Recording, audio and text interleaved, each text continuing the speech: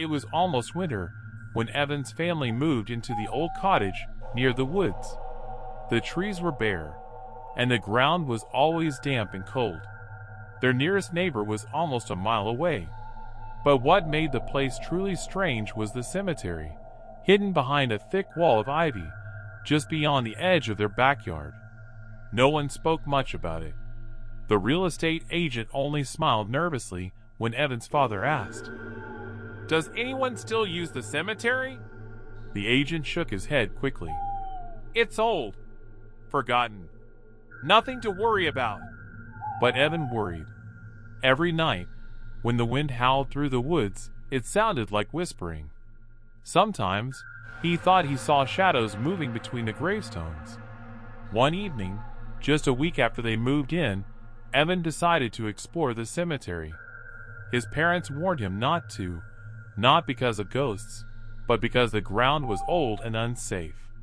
"You could fall into a sinkhole or something," his mother said. But Evan couldn't resist. He waited until just before sunset, grabbed a flashlight, and climbed over the broken stone wall.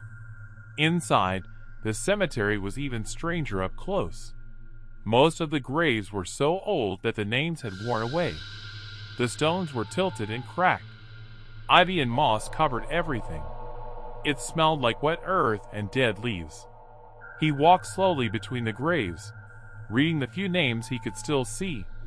Samuel Brooks, 1821 to 1850. Martha Gray, 1798 to 1843.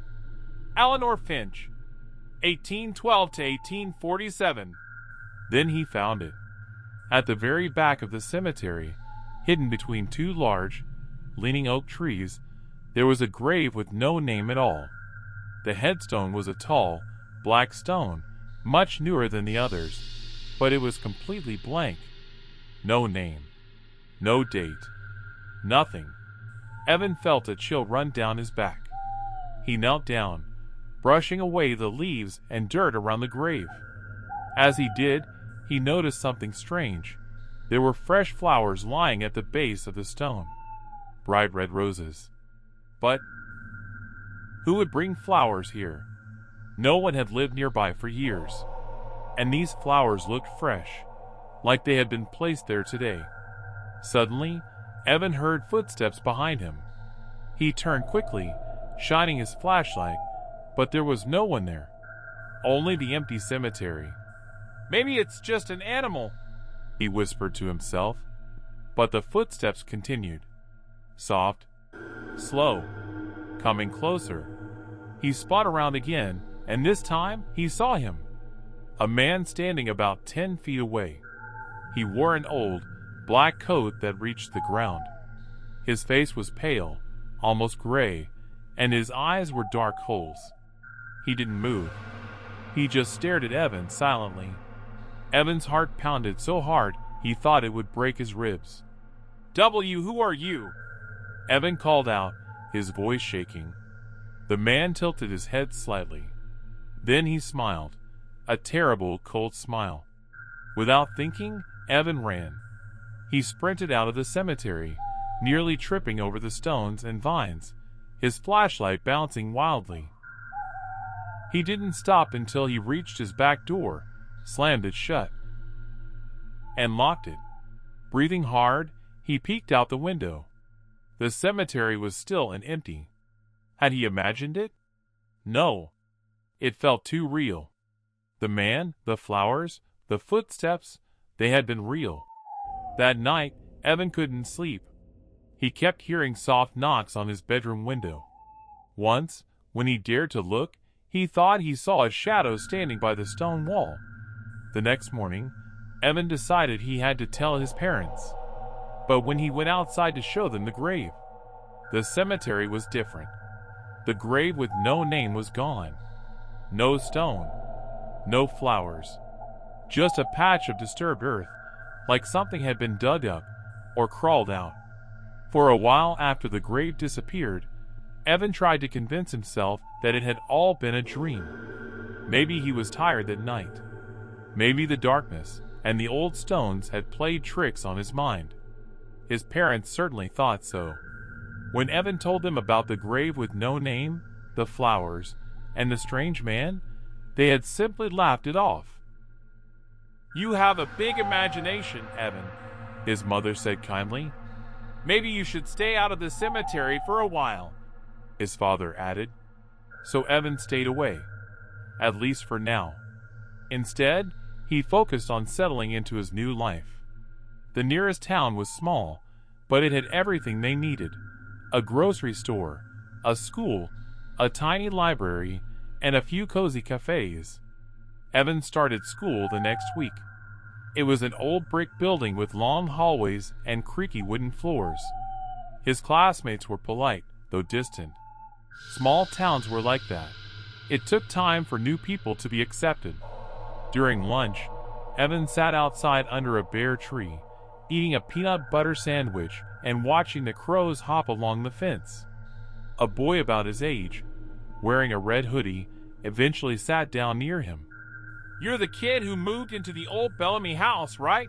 the boy asked. Evan nodded. "Yeah, my name's Evan." The boy shrugged. "I'm Chris." They talked a little. About school. About video games. About how boring the town could be. Chris didn't mention the cemetery, and Evan didn't either. Maybe it was better to forget it. The days slipped by slowly. The trees turned darker, and the wind grew colder. Sometimes Evan would look out his bedroom window at night, half expecting to see the man in the black coat standing by the cemetery wall again. But there was never anything there. Only shadows. One Saturday, Evan's family drove into town for supplies. The main street was lined with shops, their windows decorated for the coming winter holidays. Strings of white lights were starting to go up. A soft smell of cinnamon floated from the bakery. Evan wandered into the bookstore while his parents picked up groceries. It was a quiet little place, filled with the scent of old paper and dust. An old woman sat behind the counter knitting. She smiled at Evan when he entered. He browsed the shelves until he found a thin, leather-bound book tucked away between two thick novels. There was no title on the spine. Curious, Evan opened it.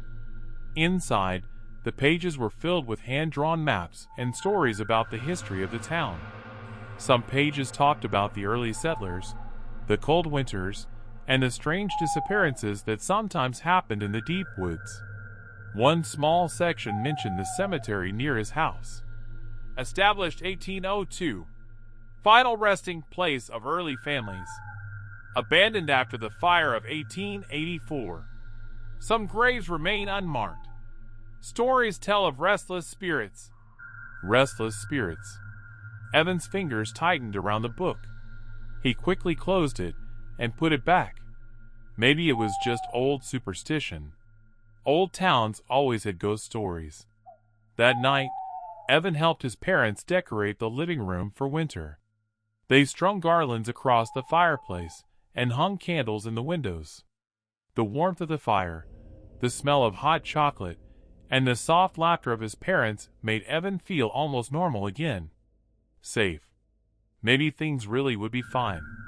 Maybe the grave, the flowers, the strange man. It was all in the past. For now. The days grew even colder. Snow flurries danced in the air, and the trees stood like black skeletons against the gray sky. Evan had almost convinced himself that the cemetery was just part of the landscape, something he could ignore. Life had returned to normal. School, homework, weekend trips to town. But deep down, a small voice inside him kept whispering, "You have unfinished business." It happened one Friday afternoon. Chris had come over to hang out. They played video games in Evan's room, ate too much pizza, and talked about everything and nothing. As the evening fell and shadows stretched across the backyard, Chris pointed toward the dark line of trees behind the house. "Is that the cemetery?" he asked. Evan stiffened. "Yeah." He didn't really want to talk about it. Chris smirked. "Bet it's haunted." Evan hesitated. Then, maybe because he wanted to impress Chris, or maybe because that old whisper inside him grew louder, he said, "Want to go see it?" Chris laughed. "Are you serious? It's freezing." "Come on," Evan said. "Just for a minute. It'll be cool." And so, armed with 2 flashlights and thick jackets, the boys climbed over the stone wall and entered the cemetery. The snow crunched under their boots. Their breath steamed in the icy air. It was darker in the cemetery, the trees pressing in like silent watchers. The graves looked even sadder under the thin layer of snow. The worn names, the cracked stones, the empty silence. They walked slowly, their flashlights sweeping over the stones. And then Evan saw it, the place where the grave with no name had been. The earth there looked disturbed again, fresh, as if someone or something had been digging. "Dude," Chris whispered, pointing. "What happened there?" Evan didn't answer. He felt drawn to the spot, like a string was pulling him forward. Without thinking, he dropped to his knees and began brushing away the snow with his gloved hands. Chris stood back, nervous. "Maybe we shouldn't mess with it, Evan." But Evan didn't listen. He kept digging. After a few minutes, his hand struck something hard. A box. It was small, made of rotting wood, half buried in the dirt. Evan pulled it out carefully. The box was old, very old, and sealed with rusty nails. Strange symbols were carved into its sides. Chris stepped closer. "Maybe it's like treasure or something." Evan's heart pounded with excitement. Without thinking, he pried the box open with a stick. Inside was a bundle of cloth.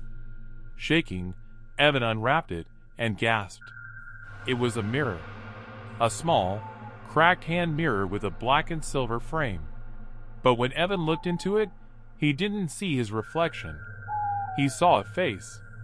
The pale, hollow-eyed man from the cemetery. The man in the black coat. The man who should not be. For a second, Evan couldn't move. He felt cold hands grip his shoulders, but when he turned, there was no one there. Chris was already backing away, terrified. "We need to go. Now!" he shouted.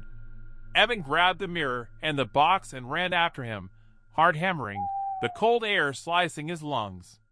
They didn't stop running until they were back inside the house, doors locked, lights on. "What the hell was that?" Chris gasped. "Why did you take it?" Evan shook his head, too scared to answer. That night, Evan couldn't sleep. The mirror sat hidden under his bed, but he felt it, watching him. Whispers filled the corners of his room. The air grew colder and heavier. At 3 a.m., Evan woke with a jolt. Someone was standing at the foot of his bed. The man in the black coat. But this time, Evan saw something he hadn't noticed before. The man's coat was torn and filthy, and underneath it, where his chest should have been, there was only a gaping, endless hole. The man's mouth opened in a silent scream. Suddenly, Evan understood the terrible truth. The man wasn't haunting the cemetery. He was trapped inside the grave with no name. The mirror was his prison. And Evan had set him free. The next days were a living nightmare. Ever since Evan opened the box and took the mirror, things inside the house grew worse and worse. Lights flickered even when there was no storm. Doors creaked open in the middle of the night. Shadows moved in the corners, even when Evan was alone. And the whispers never stopped. "You set me free. You broke the seal. You must finish what you started." Chris refused to come over anymore. He barely answered Evan's texts. Evan didn't blame him. Every night, Evan saw the man again, the hollow-eyed figure in the black coat, standing by his bed, reaching out with cold, empty hands. Evan grew pale and sleepless. His parents grew worried. But Evan couldn't tell them the truth. How could he explain that he had unleashed something from the graveyard behind their home? How could he explain the mirror under his bed, humming with dark energy? One night, after another dream where the man pulled him down into a pit of endless blackness, Evan made a decision. He couldn't live like this. He had to fix it, even if it meant going back to the cemetery alone. It was just after midnight when Evan bundled himself in a coat and crept outside. The moon was high, throwing silver light across the snow. The cemetery gates loomed ahead, broken and silent. Evan climbed over the wall, the mirror clutched tightly in his arms. The cold bit into his skin. The night pressed close around him. Evan walked slowly, retracing his steps to the spot where he had found the box. When he reached the disturbed earth, he knelt down. His hand shook as he dug into the frozen ground. Tears burned in his eyes. "I'm sorry," he whispered. "I didn't mean to. I didn't know." The wind howled through the trees, almost like a voice. "Return it. Set it right." Finally, Evan dug a hole deep enough. He placed the mirror inside, wrapping it again in the old cloth. Before he covered it with dirt, he hesitated. For just a moment, he thought he saw the man's face inside the glass, but this time, not angry. Sad, almost grateful. "I'm sorry," Evan whispered again. He buried the mirror carefully, pressing the earth down firmly with his hands. When he finished, the ground seemed to breathe, a long, slow sigh, and the icy air grew still. Evan sat back, exhausted. The cemetery felt quieter, more peaceful. As he turned to leave, he caught movement out of the corner of his eye. The man in the black coat was standing by the wall. But this time, he wasn't terrifying. He looked calm, whole, and then he smiled. It was a small, broken smile, but it was real. Evan watched, heart pounding but no longer afraid, as the man slowly faded into mist and disappeared into the night. Gone. Finally at peace. The weeks that followed were different. The house felt warmer. The lights no longer flickered. The whisper stopped. Evan slept through the night again for the first time in what felt like forever. He never told his parents what had happened. He and Chris patched things up, though they both silently agreed never to go back into the cemetery again. Sometimes, Evan would stand at his bedroom window, looking out at the line of trees and the quiet graves beyond. He would remember the man's sad smile, and he would whisper, "Rest well." Deep inside, Evan knew he had made a terrible mistake. He had disturbed something that was not meant to be touched. He had caused fear and pain, but he also knew he had made it right.